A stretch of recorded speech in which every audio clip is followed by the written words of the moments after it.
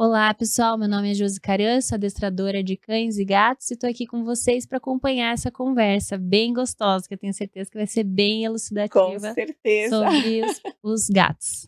Muito animada, sim, com certeza tá quente a nossa conversa. Já estávamos aqui discutindo temas que são interessantes para vocês e questões que vocês já nos trouxeram, né? Quando trazem perguntas para que a gente possa discutir aqui no podcast. Nossa convidada é especialista nessa área, então mergulhou imensamente nesse campo, né, do mundo felino. Vai discutir conosco sobre os gatos. É médica veterinária, estagiou na Universidade da Califórnia em medicina comportamental, atua há mais de 15 anos na área, né? Trabalha na medicina veterinária na clínica psiquiátrica, tá? Fez pós-graduação, mestrado no comportamento e bem-estar animal, principalmente cães e gatos, né? E também participa, né, como cidadã, né? Se implica ativamente nas questões sociais, né, do mundo. Então, é membro que integra as comissões, né, municipais e estaduais de bem-estar e proteção animal em Curitiba, no estado do Paraná, né?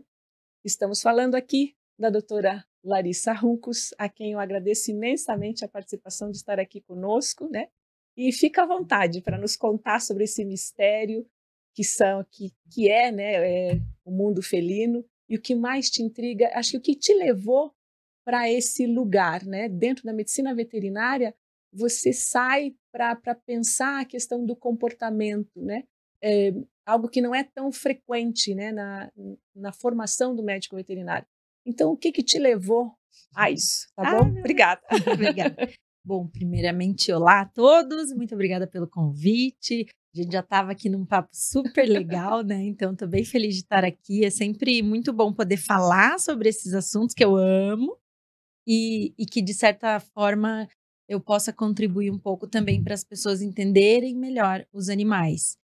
A história é bem longa, mas eu vou tentar resumir. Inclusive, a linha central que me levou a trabalhar com isso, é entender os animais. Porque eu, na verdade, desde pequena, eu gostava de bicho, eu tinha facilidade de lidar com eles, eu estava sempre perto deles, muito perto. Eu queria estar onde eles estavam. Então, se os cachorros iam lá pro mato, eu ia atrás. Se as formigas estavam fazendo assim, eu ia atrás. E eu gostava de todos. E eu achava todos lindos, maravilhosos, inteligentes, espertos, queridos. Eu levava todos pro meu quarto. Levava no meio do mato. Levava porco, o que tivesse. E eu via todo mundo à minha volta falando: animais são irracionais, animais não têm os mesmos sentimentos que o ser humano, animais são muito diferentes de nós. E aquilo sempre me pareceu muito balela, assim. Nossa, não faz sentido, cara. Então eu sou cega e surda, porque claramente tem alguma coisa ali que me intriga e eles dizem alguma coisa. Exato. E daí, o pouco que eu entendia eles já, eu pensava, nossa, eu queria entender mais. Aí eu vi aquele filme Doutor Dolittle, meu Deus do céu. Apaixonou-se. Nossa, eu queria ser a doutora Dolittle. E aí, não sei, tava dentro de mim isso, desde pequenininha. Na adolescência, que eu já tinha um pouco mais de entendimento de outras coisas do mundo, eu já não falava só que eu ia ser veterinária, porque daí eu falava que eu ia ser veterinária desde os 4 anos. Aí eu falava assim, eu vou ser psiquiatra de felinos. De todos os felinos do mundo. Eu era bem metidinha, assim, criança. Eu vou cuidar dos tigres, das onças, dos gatos, de todos. Ninguém me segura. E eu pensei, bom, se eu vou ser psiquiatra, eu tenho que fazer medicina, né? Pra onde é que eu vou, né? Nessa. Medicina veterinária. E aí eu fui, só que aí quando eu entrei na faculdade, eu falei, cadê? O meu gato. Cadê? Não tinha uma disciplina de comportamento animal. Zero negativo. Gente, mas que estranho. Não, acho que eu não olhei certo. Aí fui atrás de falar com os professores, lá não tinha. Eu falei, não, então eu tenho que ir em outro curso. Vamos ver na psicologia se tem comportamento animal, né? Daí eu fui na psicologia. Não tem também. Daí eu tentei na biologia. Não tem, até tem, mas assim, você fica 1 ano estudando invertebrados, insetos, não sei o quê, para aprender um pouquinho sobre peixes no final, né? Zootecnia, não vai ter mesmo. Não tinha. Eu falei, gente, mas aonde? Onde não é que possível. Eu vou? Tô sem lugar nessa vida. Por sorte, eu assisti uma palestra de um professor que se chama João Telhado, que é talvez o pioneiraço aqui no Brasil em medicina comportamental. Ele era lá da Federal do Rio. E ele deu uma palestra e eu assisti, que se chamava Comportamento Felino. Eu falei, uma palestra inteira. Esse cara... E ele é engraçado, ele é maravilhoso. Daí, no final da palestra, eu falei, professor, você existe, eu preciso fazer estágio com você. Ele, não, mas eu não estou pegando estagiário, não sei o que, não sei o que, não sei o que. Eu falei, então me ajuda, o que eu faço? Que livro eu compro? Onde eu acho isso que o senhor sabe? Tá falando. Daí ele me falou de 2 livros. E daí eu encomendei. Tinha que vir lá da gringa. Naquela época não era assim, Não era Amazon. Isso, né? nada assim. Como é que é? 2 dias tá em casa. Enfim, aí comecei. Daí dali vira um guarda-chuva, né? Porque quando começa a ler um livro, cada capítulo é todo referenciado. Daí começa a ver os nomes das pessoas, os anos, os lugares onde está sendo feitas as publicações. Um dos livros era da Bonnie Beaver, que hoje é considerada a mãe dessa ciência veterinária, né? Comportamental. Tá. E aí eu fui escrafunchando e virei autodidata total, porque na faculdade não tinha. Quando eu conheci a professora Carla Molento, que eu estava contando antes para vocês, maravilhosa, professora de bem-estar animal. Só que eu fui conhecer ela só no 3º ano da faculdade. E aí, adentrando ali no laboratório, aprendendo com ela, eu vi o quanto a ciência do bem-estar é uma ciência irmã da ciência, a etologia, do comportamento, e tem muito a ver com diagnosticar a qualidade de vida, que faz parte da psiquiatria. Na verdade, o que a gente faz é muito isso, diagnosticar como tá a vida do gato, qual que é a qualidade de vida desse gato e melhorar. Porque ele tá ansioso, porque tem coisa ruim. A gente, então, aí eu fui muito também pro lado do coletivo, porque eu sempre me interessei por entender os animais na rua, ajudar os animais na rua, e eu sempre fui muito a favor da liberdade de todos os animais. Eu acho que nenhum animal nasceu para ser preso, para ser engaiolado, para ser amarrado, para ser confinado. E eu acho que a gente está confinando cada vez mais, cada vez mais, cada vez mais, cada vez mais. E isso por si só é um grande problema. Né? Então eu acredito tanto na possibilidade dos animais serem felizes, livres, mesmo nas cidades, que o meu mestrado eu vou fazer com cães de rua. Cães comunitários. A gente foi transformando cães de rua em comunitários. 100 e tantos cães a gente avaliou e cadastrou e nossa, foi um aprendizado muito legal. Então, aí eu misturei essas 3 grandes áreas do conhecimento, que é o coletivo, o bem-estar e a clínica, né? E o comportamento. E talvez é por isso que eu falo umas coisas meio diferentes, que as pessoas acham estranha, porque eu junto dos 3 lugares construir uma prática. Eu monto esse quebra-cabeça. E agora, frente ao que você traz, assim, há quanto tempo isso para nós, assim, Brasil ou Paraná, isso a tua clínica já é uma clínica de mais de 10 anos. Mas isso já acontece há 10 anos? Ou há quanto tempo você é tão presente? Ou talvez, e na clínica dos felinos, isso temporalmente? Eu desde que eu me formei, eu atendia cães e gatos, mas no início a proporção era bem menor, era 10, 15% gatos, o resto cães. Mas logo isso foi mudando. Inclusive é um dos motivos que eu sempre falei mais sobre gato e dei mais palestras sobre gato. E daí quase todo mundo acha que eu só trabalho com gato, só gosto de gato. Mas não, é porque eu via essa lacuna tão grande de conhecimento e de pessoas. Mas assim, para tu teres uma ideia, lá em Davis, onde eu fiz o meu estágio, o setor inteiro de comportamento, que é dentro da universidade, uma ala, assim, já existe desde os anos 80. Então, quando eu estava lá, já tinha 30 anos. Eu fui para lá em 2009. E aí, em 2010, eu comecei a trabalhar aqui em Curitiba, atendendo a domicílio, e eu fazia volante, assim, em algumas clínicas. Até onde eu sei, eu sou a primeira veterinária a fazer isso aqui. Quando eu comecei a atender aqui, nós tínhamos o João Telhado no Rio, a gente tinha o Mauro Landsman em São Paulo e a gente tinha Séries Faraco no Rio Grande do Sul. Que são os 3 professores e também atendiam comportamento de cães e de gatos. Depois a gente tem a Daniela Ramos, que veio para São Paulo também. E depois foi aumentando, né? Não tenho assim muito... hoje tenho 10 alunas na minha pós, que eu abri a primeira pós em psiquiatria felina do mundo. Ai, que legal. Parabéns. E estamos com 10 alunas, tem um aluno também. E maravilhosa. Então, quem sabe, daqui a pouco vai ter... A ideia é pulverizar psiquiatra veterinário por aí, entendeu? Pra gente ajudar esses bichos. E nessa especificidade mesmo do que é o campo felino, do que é o campo canino, né? Então, há uma especificidade. Acho que você traz isso também muito distinto, né? Cão e gato são espécies distintas e precisam de olhares, atenções diferenciadas, né? Para todos nós, né? Então, se fala aí desse bem-estar, né, felino, que é algo que te inquieta e que você foi buscar. Como que a gente pode pensar esse bem-estar especificamente dos nossos gatos e desses gatos que estão domiciliados, né?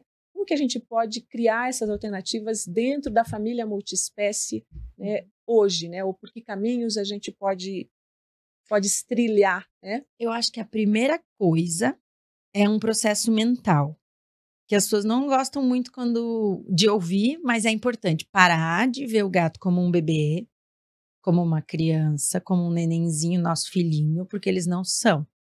A exceção quando eles são filhotes. E começar a olhar aquele ser que é um gato adulto, maravilhoso, independente, cheio de necessidades e vontades. E que essas necessidades e vontades são espécies específicas. O gato tem coisas que ele precisa fazer, que não é opcional. Mas hoje eu vejo que se fala muito na superfície, tipo, faz isso. O que é fácil, o que é rápido pra gente fazer. Compra esse brinquedinho, compra... Não é sobre isso. O gato precisa se mexer, o gato precisa ser útil, o gato precisa... Todos nós, bom, tu melhor que eu pra dizer, né? Pra gente ser feliz, a gente não tem que ter um senso de pertencimentos, de ser útil, pra que seja um ser. Se a gente não for útil pra ninguém, a gente fica muito triste. E o gato tem todo um papel na natureza. Que não é porque eu botei ele dentro do meu apartamento que ele deixou de ter na mente dele. Porque o gato, morando na rua, na floresta, onde quer que seja, dentro da nossa casa, o cérebro é o mesmo. Então, as necessidades daquele gato são as mesmas do outro lá. Com as variações individuais. Então, coisas que um gato precisa fazer dentro de casa que normalmente não está fazendo. Ele precisa ter estímulo mental. Ele precisa pensar, ele precisa raciocinar, ele precisa ter desafio. Ele precisa ter motivo para levantar do sofá e querer fazer alguma coisa. Mas normalmente ele não tem. O motivo para ele levantar do sofá é só se ele sair no banheiro, comer, tomar água ou ir pedir carinho. Então veja que pouco. Pobreza, 4 né? comportamentos. Isso. É muito pobre. Um ambiente. Aí eles adoecem, estão adoecendo cada vez mais. Cada vez mais. Cada vez mais graves os quadros, cada vez mais tristes. E cada vez mais somatizando, porque o gato disfarça muito o incômodo. O cachorro, ele faz estardalhaço. O cachorro late, chora, destrói as coisas. Ninguém aguenta, vai procurar ajuda, porque ele mija a casa inteira. Né? Tô exagerando, mas assim, mas... o gato fica lá, dentro do armário. Dentro do armário. Começa a se lamber e ficar sem pelo, ninguém nem viu. Quieto. Ele não vai sair gritando, destruindo a casa, urinando, arranhando a porta, incomodando os vizinhos. Então, ele sofre muito em silêncio. Então, o humano tem que ser mais atento ainda para cuidar e olhar para isso. Né? Observar isso, né? Então, acho que você traz, assim, o olhar do humano é um olhar muito mais apurado, muito mais atento. E essa particularidade, né? Que acho que é isso que a gente discute e sempre procura sinalizar aqui, né? Existe um lugar nessa relação do humano com o animal que é própria do humano, porque não há como nós não realizarmos relações que sejam humanas, né? É desta forma que nós estabelecemos relações, mas na relação interespécie, né? Isso a gente está falando aqui do gato, né? Né, o que é da ordem da espécie específica, né? Então tem algo que é próprio dessa espécie, né? Que é próprio desse ser, dessa pessoa não humana, né, viva, que tem as suas necessidades e que o ser mais complexo aí é humano, né? Então cabe a esse humano esse olhar muito apurado, né, com muita atenção, com muito cuidado, para que essa potencialidade, né, própria, né, do animal possa vir à tona, apareça, né, nessa relação. Né? Inclusive, tem muitas coisas que a gente faz diariamente com os gatos, com a melhor das intenções, e que estressam muito. Mas conta pra nós aí o que é que a gente tá fazendo. A forma que a gente demonstra afeto, né? Porque vamos lá, a gente é grande primata. Como que grande primata se cumprimenta? Abraço. Isso, o que a gorila, chimpanzé, orangotanga lá faz com o nenenzinho? Fica carregando, joga e carrega. A humana, teoricamente, carrega no colo até 2 anos, aperta, beija, esmaga, põe perto. Já viu um gato fazendo isso com outro gato? Nem não. Não. Eles odeiam. E aí, toda vez que eu falo eles odeiam, não, o meu gosta. Eu ia dizer exatamente isso. Ai, o meu adora. E daí, normalmente... Tem as suas exceções, daí, Larissa. Daí, normalmente, está acontecendo duas coisas. Um erro de interpretação do humano em relação ao que é o gato estar gostando ou não, porque tem uma diferença enorme entre o gato gostar e o gato deixar, tolerar, não reclamar, não quer dizer que ele está gostando. E aí, o que reclama normalmente já está resolvido, porque ele arranha. Daí ele é o rebelde, inclusive, muitas vezes. Porque a pessoa pega no colo, arranha, a pessoa fala, ai, mãe, né? E vai atrás de novo. Gato não é carinhoso, daí falam que gato não é carinhoso. Isso é tão grave, para ter uma ideia, que quando começou a pandemia, os primeiros 3 casos que eu atendi, porque todo mundo desapareceu, né? No começo da pandemia, minhas consultas foram tudo canceladas, porque não é vida ou morte, né? Sim. Faz sentido. Mas daqui a pouco me chamavam, tipo, correndo. Eu tinha um consultório ainda que era dentro de um hospital grande. Me chamaram correndo pra ir lá. Nem o gato tava internado. E falei, mas ele tá internado, por que vocês me chamaram? Então, ele não quer comer. Não quer comer nem com rasa brava. Fizemos o exame aqui, tá tudo certo, mas ele vai entrar em lipidose. Os 3 primeiros gatos que eu atendi, depressão aguda. Os 3, a mesma história. A esposa e as crianças não saíam mais de casa. E não saíam no pé do gato. Sim, não... Amam demais o gato e passavam muito tempo indo atrás, procurando, vendo onde tá. Ele se escondia lá, ia lá fazer carinho, ia lá dar beijo, ia lá pegar. Ele não tinha paz. Ele não tinha paz. 3 eu atendi, 1 morreu. Porque gato pra fazer lipidose é assim, quando para de comer. Então, muito triste, porque a intenção por trás é puro amor. Sim. E daí é difícil pra pessoa ver isso e lidar com isso que é da ordem do humano. Culpa, assim, de tipo, meu Deus, eu deixei meu gato estressado, né? Tanto que nos livros tem sempre um capítulo sobre carinho excessivo em gatos, sendo um dos problemas comportamentais, né? E eu acho engraçado, porque eu não concordo com essa palavra, porque o carinho nunca é excessivo, né? Então é a síndrome da Felícia que eu chamo, na verdade. E eu chamo de carinho que não é carinho. A intenção do ser humano mas não... Mas a ação não está sendo, porque a percepção de quem está recebendo, e é só a gente se colocar no lugar do outro, né? Quem aqui, né, tá assistindo e vocês, se tem um namorado, uma namorada, um esposo, uma esposa, ou até um melhor amigo, que você ama abraçar e beijar. Toda vez que você vai abraçar e beijar essa pessoa, ela quer? Não. Toda vez que vocês estão se abraçando e beijando, você quer o tempo comprido igual ela quer? Ou às vezes você quer um pouco, às vezes você quer menos, às vezes você nem quer, às vezes você tá afim, às vezes você não tá afim. Só que o gato não fala em português, pai, agora não, mãe. O gato, mais uma vez, ele é sutil, ele é lorde. Ele faz assim, ó, você vai fazer carinho no gato, ele não quer? Se tu não tiver prestando atenção... Nem percebe o movimento. Não, daí ele tá lá no colo assim, ó. Parado, estático. Com uma cara de... Mas é sutil. Um olho destreinado não enxerga. E pior, quando ele tá no teu colo, tu não vê a cara dele.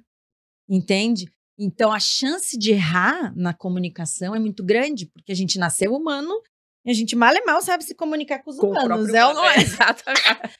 Ninguém nasceu sabendo como falar gatês. Sim. E ninguém ensinou pra gente. Mas a gente já tem bastante estudo. Então, é uma das coisas que eu gosto muito de ensinar e que eu bato na tecla com as minhas alunas e com as pessoas, com as famílias que eu trabalho, que a gente tem que aprimorar a comunicação. Porque é só assim que tu vai saber para cada gato que tu tem na tua casa o que esse aqui gosta, o que esse aqui gosta. Porque de 3 gatos numa só casa, cada um vai ser de um tipo. Cada um tem uma personalidade. Né? Tem gato que se tu uma vez por dia fizer assim, ó, um cafuné de 2 segundos, tá bom. Isso é super normal. Ele não como é que tu falou que não gosta de carinho, que o povo acha? Não é. É normal. Já viu o gato fazer carinho em outro gato? O que é? Uma lambida. Quando um gato começa a lamber o outro e não para, o que normalmente acontece? Dá pau. O gato que tá sendo lambido dá um pau. Aí elas falam, meu Deus, meu gato é bipolar. Ele ama ser lambido, ele lambe. Daqui a pouco, do nada. Ele começa a bater no outro gato. Não, é porque o outro ficou lambendo muito tempo. Que saco! É tipo alguém te beijando sem parar. Não sabe a hora que tem que chegar, né? A hora do tempo. Porque daí, esse gato tá fazendo igual a gente faz, né? Ele tá querendo o carinho do jeito dele. Do jeito dele. E ele tá ignorando. Isso. Só que entre os gatos, normalmente isso está relacionado a rotinas muito pobres. Porque os gatos não têm nada para fazer o dia inteiro dentro de casa. Daí, uma interação carinhosa com o outro gato, às vezes passa a ser meio que a única coisa que ele tem pra fazer de tarde, a tarde inteira. Aí ele vai lá dar beijo no mano, na mana, e não quer só 2 segundos, porque senão fazer o quê? Porque acabou até. Entendeu? Tô 3 horas no sofá te olhando, assim, daqui a pouco eu falei, te dá um carinho. E aí, tanto que o problema é resolvido melhorando a rotina desses gatos. Tu melhora a rotina desses gatos, para de acontecer esses conflitos, né? Então não é do nada, tem um motivo. Sempre vai ter um Aliás, sempre que gatos brigam, nunca é do nada. Sempre tem um motivo. Do nada é a nossa percepção, porque você não sabe o que aconteceu antes, o que significa.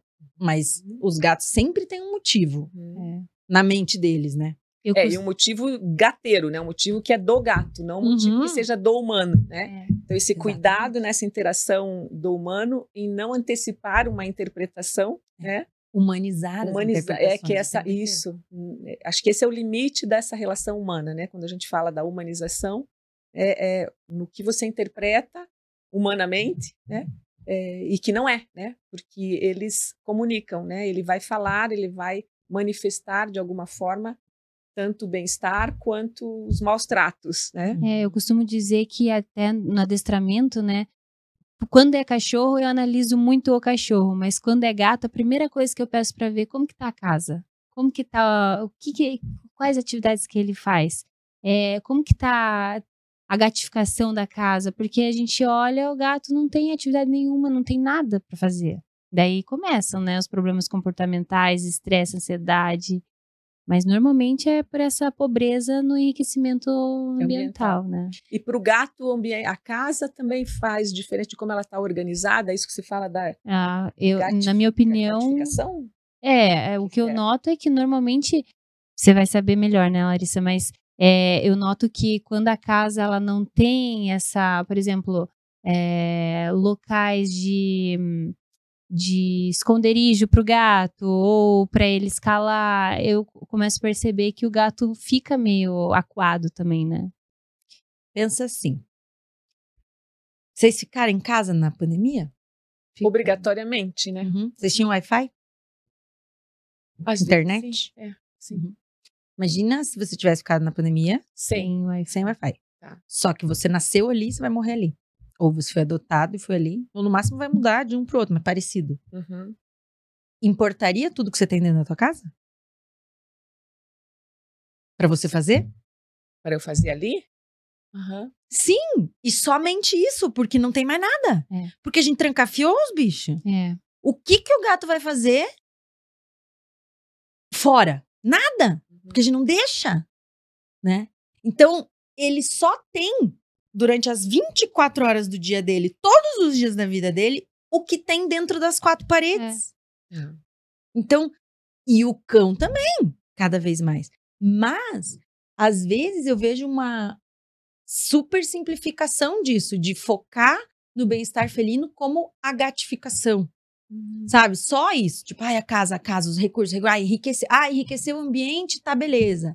Né? Muitas vezes tem ONG que o critério para doar o gato é ver se tem enriquecimento vertical. Da mesma forma que para nós o ambiente onde a gente vive é importante, ele não é tudo.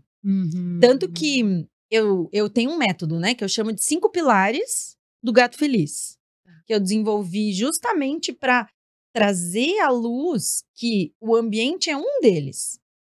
Então, o ambiente é um dos pilares que o gato precisa, mas tem várias outras coisas, interações sociais, a rotina, como ele se sente em relação à autonomia e à liberdade dele dentro de casa. Tirar a autonomia do gato é uma das coisas que mais estressa eles dentro de casa. E a gente tira a autonomia o tempo inteiro. A gente coloca a ração com horário, a gente mede a quantidade da ração, a gente fecha essa porta aqui em tal horário, a gente não deixa fazer isso aqui, não deixa subir ali. Ele não decide mais nada. E isso, para o bem-estar animal, é uma das coisas que mais afetam negativamente o bem-estar. É um animal, e aí vale qualquer animal, a gente, cachorro, gato, pelo menos os mamíferos. Não poder tomar decisões. Ser 100% controlado pelo outro. Né? Eu imagino que no ser humano seja assim também, né? Eu ia dizer exatamente. Você trabalha para que esse humano possa ter possibilidade de escolha. Né? Talvez dentro de possibilidades, né? Isso. Mas ele tem que poder escolher, né? Entre A e B, mas ele está escolhendo. O gato também. Tá? E como que a gente faz isso? Como que eu possibilito essa possibilidade de escolha dentro de um espaço pequeno, que é a casa, que o gato também precisa, teoricamente, de um espaço muito maior, né? Deveria, mas... Do que falam por aí. Mas é onde ele está vivendo hoje, né? Então, como que a gente vai... Primeira coisa... propiciar isso. É olhar melhor para aquele indivíduo, justamente entender as necessidades individuais e não ficar fazendo tudo no impulso, tipo, ai, eu acho que isso aqui é melhor. Eu acho que isso aqui é melhor. Ah, eu acho que eu quero ter mais um gato agora. Ah, eu acho que eu quero fazer assim. Eu acho que eu quero fazer... Não, calma. Vamos, antes de decidir, pensar como é melhor pro gato, porque normalmente a gente não tá. Ou a gente tá só ouvindo o que falaram. Por exemplo, a parada da alimentação, né? Se um gato tem a comida pesada e colocada em horário, ele não escolhe nada. Se eu pego essa comida e eu distribuo em comedouros diferentes, em lugares da casa diferentes, sempre com alimento à disposição, eu dei escolha. E ele vai ser infinitamente mais feliz e não vai engordar. Que é o medo. Sim. Mas as pessoas querem resolver os problemas sempre restringindo mais, né? Ah, na rua é perigoso, então vamos fechar e não soltar nunca mais. Ah, tá engordando, vamos pesar a comida e deixar passar fome. Gente, esse negócio da comida é muito sério. Eles às vezes estão dando de manhã e de noite. Tem muitos veterinários recomendando. E eu quero deixar aqui a minha opinião, que eu sou terminantemente contra isso. Isso é tortura pro gato. Isso é um jejum forçado. Porque eu tô forçosamente deixando o gato da hora X à hora Y sem alimento. Ele não tem nenhuma opção de escolha. Quem disse que ele não ficou com fome? Ai, mas engordar não é pior. Não, do que jejum forçado, nem o engordar não é pior. Mas não, a gente não precisa ser tão 880. Tipo, então se eu não regular a comida, ele vai morrer de obesidade e ficar diabético. Calma. Calma, tem várias coisas no meio do caminho entre esse extremo e esse extremo. Como esse enriquecimento alimentar que eu acabei de pontuar. O gato adora subir em coisas de diferentes formatos e texturas. Então, quanto mais enriquecimento vertical a gente coloca, mais escolhas eu tô dando. Se ele quer ficar no alto, se ele quer embaixo, se ele quer subir, se ele quer uma cama mais assim, uma cama mais assada, uma cama mais dura, uma cama mais macia, uma cama mais em toca, uma cama mais aberta, uma na janela, no sol, a outra... Então, colocar mais recursos aumenta as escolhas, parar de controlar. Então, fechar a porta, não deixar querer ensinar não subir na pia, ensinar não subir em algum lugar. Isso é um absurdo, você querer morar com um gato e querer que ele não suba em algum lugar. Isso é simplesmente insano. Tipo, beira a loucura mesmo. Porque o gato é assim. Então, se você quer viver com aquela espécie, você tem que amar ela por inteiro. Não pela metade. Eu gosto dessa parte do gato, essa outra que muda pra mim. É igual um relacionamento. Sim. Você vai casar com alguém, você ama ela por inteiro? Ou só se você mudar isso aqui, essa parte, né? Que é o que a gente faz com as relações humanas. Sim. E daí a gente transfere isso pros gatos. Isso. Né? Outra coisa é dar a oportunidade desse gato sair dessas quatro paredes. Que todo mundo tem preguiça e acha que eu sou louca, mas eu estou ensinando há 15 anos com muito sucesso.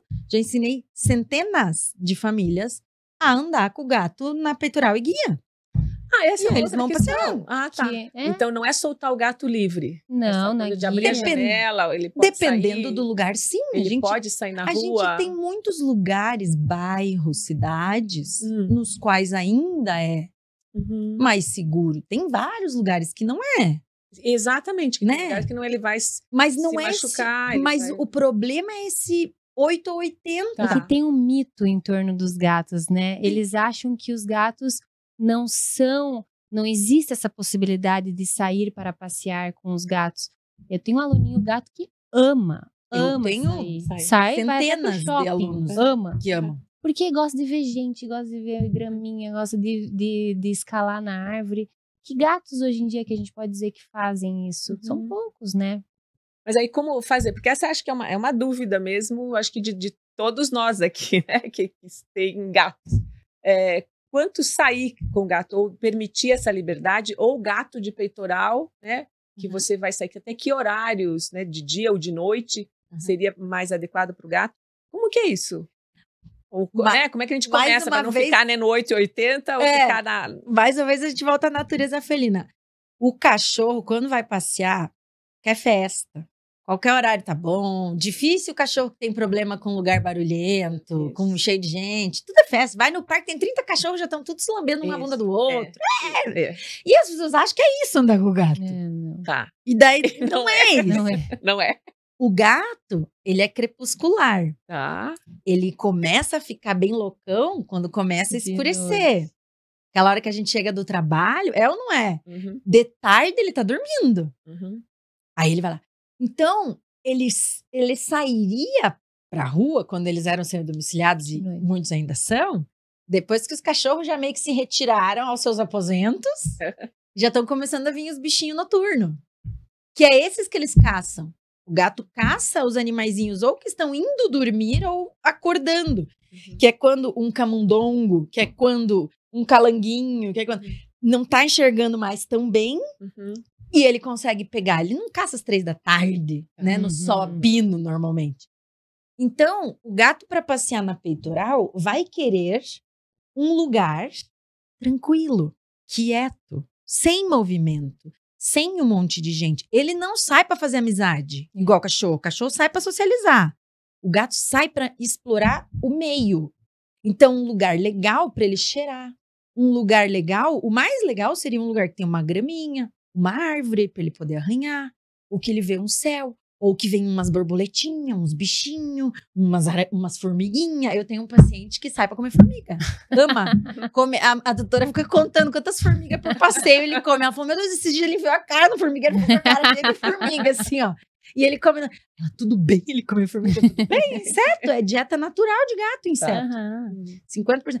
Então, ele precisa tanto aprender como usar aquela cordinha que incomoda, assim como o cachorro não nasce sabendo, não é mesmo? E tem que ensinar.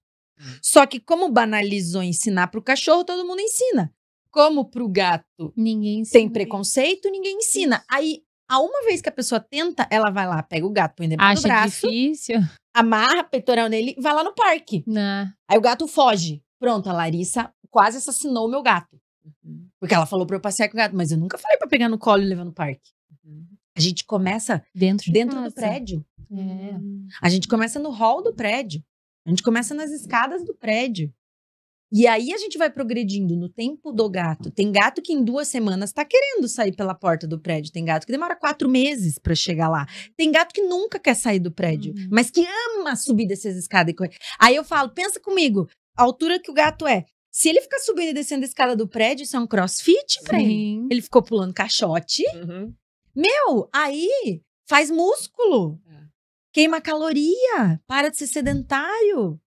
De noite, todo mundo já entrou nos apartamentos, já foi dormir, os cachorros não estão mais indo passear.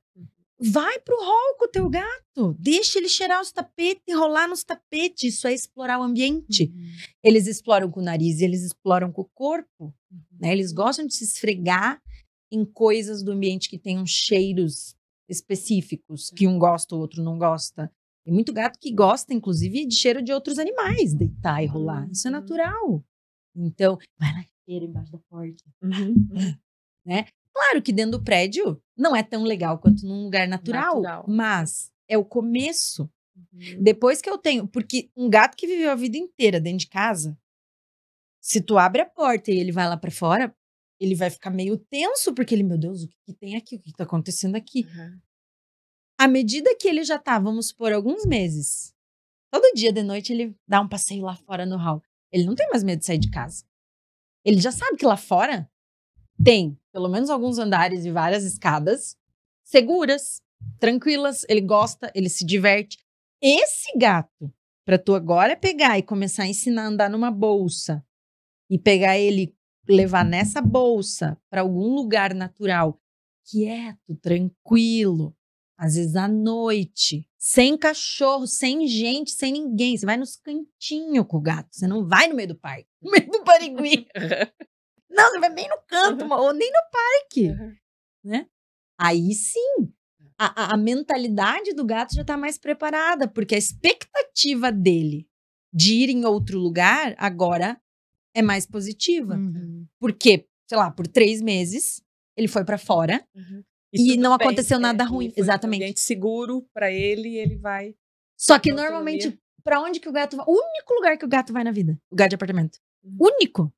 Vai pro pet shop tomar banho. Deus o livre, daí é tortura, né? Pro veterinário. Pro veterinário, que é um ó, né? Que também não é legal. Ninguém gosta de ir no médico. Eu não gosto de ir no médico, eu vou porque tem que ir. Sim. Daí fez toda aquela associação negativa com caixa. Aí a caixa é horrível, tudo é horrível. Porque ele só sai de casa pra ir lá. E isso tá cultural, mas nós estamos errado. O gato tem que sair de casa pra explorar o mundo. Ele faz parte do mundo. Ele não precisa ser um prisioneiro do nosso apartamento. Assim como a gente mora no apartamento e sai, o cachorro mora no apartamento. O gato também, criatura. Vocês nunca viram a galera andando com aqueles furãozinhos assim na guia? Porra, até com os furão eles andam. Coelho, tem peitoral de coelho. A galera anda com coelho. Esses dias eu vi uma moça que vai no shopping Curitiba com um ganso. Tem um gancinho famoso aqui. Esse é porco, gente. No Rio de Janeiro, conheci um porquinho que sai de coleirinha. Porque a coleirinha não significa nada. A galera fala assim, guia é coisa de cachorro. Mentira. Já vi criança usando cordinha. Já. Vai nos parques de diversão, as mães amarram as crianças. A cordinha só é uma cordinha pra você não perder o animal que é teu. Porque é posse. A gente finge que não, mas é propriedade, é dono. Né? Não do ponto de vista moral, mas do ponto de vista prático. Mas tu coloca a cordinha em qualquer que tu queira dar mais liberdade com segurança. Então é a cordinha no cachorro, no gato, no coelho, Eu já vi gente andando com calopsita em cordinha. Já vi? Eu tenho rata também de estimação. Você tem uma peitoral. Micro. Dá pra andar também. Só que cada um aprende de um jeito. Da mesma forma que ensinar um cão não é a mesma coisa que ensinar uma criança, não é a mesma coisa que ensinar um gato, né? Então, como que eu vou explicar pra criança que eu vou botar a cordinha? Não, é de um jeito. Como que eu vou ensinar o cachorro a botar a peitoral? De outro jeito. E a motivação também muda, porque o cão, ele quer sair e ele não se assusta fácil. Por ele ser topo de cadeia, por ele ser diurno, por ele ser gregário, por ele ser... Ele não tem muitos medos. O gato é presa, não é diurno, é crepuscular, né? Ele não é gregário, ele gosta de fazer tudo sozinho. Então isso muda muito, o cachorro curte andar do teu lado. O gato fica pensando, por que você tá aqui atrás? Você tá me seguindo, stalker. Você é um stalker, me deixa ir lá na minha moita. Mas é engraçado isso, porque uma das coisas que eu costumo fazer, que eu noto que eles amam, é aquela guia... A retrátil. Sim, 5, 6 metros. Eles não querem ficar perto do tutor, eles querem explorar. E eu falo assim, deixa eles explorar, porque eles querem, eles precisam, né? É pra isso o passeio. Não é pra você caminhar passear do lado. É pra eles. Pra que ele passeie, né? Pra que ele possa... Pra que ele tem opção de escolha aí. Ele possa escolher, ele possa se sentir menos preso, menos confinado. O confinamento estressa qualquer pessoa. O que a gente faz quando tem uma pessoa já na cadeia e a gente quer punir? Você prende. Você prende ainda. Mais ainda, A punição da punição é tipo, você prende, depois você prende. Você bota num lugar menor, mais sozinho. Então, as solitárias. Por quê? Porque os estudos já mostraram que isso estraga o cérebro, tanto que não estão mais querendo permitir para o ser humano. Então, é claro que o gato não está na solitária, mas confinamento. Os animais de zoológico, a ciência do bem-estar veio muito antes nos animais de fazenda, porque eles foram os primeiros, né, a serem confinados, apertados. E aí depois os animais de zoológico. Por último, os de companhia. Porque até um tempo atrás, os animais de companhia não eram confinados. Então, eles não tinham muitos problemas mentais. Nos livros de medicina veterinária comportamental, quase todas as doenças psiquiátricas ao final tem, na parte epidemiológica, acomete exclusivamente gatos totalmente indoor. Acomete exclusivamente. Nossa. Então, veja, a gente troca uma coisa por outra. Então, eu acho que o erro que aconteceu foi mais ou menos esse. Até os anos 90, os gatos eram tudo solto. Sim. Então, era fácil criar. Minha avó era assim, botava comida lá. Isso, ele veio e voltava. Não precisa fazer muita coisa. Aí, a gente pegou essa ideia e transferiu pra dentro da casa telada. Que eu ponho a comida ali e o gato se vira. O gato é independente. Isso, exato. O gato não precisa, o gato se vira em qualquer cantinho, entendeu? Gato é ótimo pra ter em apartamento, cachorro dá muito trabalho. Não, porque a gente não adaptou a realidade. A gente quer criar o gato dentro do mesmo jeito que a gente criava solto. Então, assim, se a pessoa não quer ter trabalho nenhum, primeiro não deveria ter pet nenhum. Mas, assim, segunda opção, você tem que ter um animal comunitário. Solto. Você vai lá, põe comida e ele se vira. Tudo bem. Mas se você quer ter dentro da tua casa, de 4 paredes, dá trabalho. Dá trabalho. Dá trabalho. As relações dão trabalho. Dão trabalho. Antes de entrar um pouquinho nisso, que é só quando você fala do passeio, né, que você está comendo inseto, né, e vai comer plantinha. Não arrisca comer o que não deve? Não. Eles têm um bom discernimento. Eles sabem. As plantas que mais podem fazer mal para os gatos normalmente são as exóticas e ornamentais, sabe? Essas bem exuberantes, que justamente a gente põe no vaso dentro de casa. O gato se intoxica por planta dentro de casa. Grama, mato, as plantas nativas nossas aqui. E ele não sai para mastigar plantas estranhas. Eles gostam de comer o matinho, né? E os insetos, o inseto que pode fazer mal para gato é o vagalume, mas onde que ele vai comer vagalume? Nem tem mais vagalume, né? Na cidade. E uma coisa que eu fiquei pensando esses dias também, que hoje em dia é muito comum, né, as pessoas usarem, por exemplo, óleos essenciais para N coisas. E as pessoas às vezes não se preocupam, assim, com a questão de que eu tenho um gato e será que isso não é tóxico para o meu gato, né? Porque tem tantas coisas que a gente usa hoje em dia e que são tóxicas para os gatos, mas as pessoas não sabem. Aí vale mais uma vez a premissa da escolha. Quero usar o incenso, quero usar um difusor, quero usar um... O gato tem que poder ter essa liberdade de entrar naquele cômodo ou sair daquele cômodo, porque o gato sabe. Se aquele óleo for bom para ele, ele vai deitar lá perto. Se aquele óleo não for irritante, ele for vai incômodo, sair. ele vai sair. Uhum. Só que às vezes as pessoas ou fecha tudo, né? Ou tipo, fecha as janelas para o cheiro ficar e não dá opção. Inclusive com os feromônios tem que fazer isso. Pois é. Não é todo gato que gosta a todo momento. Então também tem que dar opção. Só que eles mandam fechar tudo para aumentar a concentração e tal, né? Porque eu vejo uma cultura assim, que por exemplo, você vai num pet shop hoje, você fala que tem um gato, eles querem enfiar Feliway, querem enfiar um monte de coisa e às vezes nem tem sem uma avaliação para saber o que vai ser pertinente para aquele. E tá com, né? Tem gato que não gosta, tem gato que não gosta. Eu já tive paciente que ia deitar embaixo, assim, e já tive paciente que saía correndo quando botava na tomada. Não gostava. Até porque os odores, eles podem fazer associações. Então, os odores é o primeiro sentido que o nosso cérebro faz associações, né? E elas são muito emocionais. Então, se em dado momento ele usa aquele produto numa situação ruim, então, por exemplo, tem gente que eu vejo, sempre tem lá lavanda na sala de exame. Tá, mas daí às vezes se o gato foi fazer aquele exame naquele dia, ele ficou bem estressado ou tava com muita dor, tava muito mal, ele pode associar a lavanda com aquilo. E isso vai prevalecer sobre o efeito calmante da lavanda.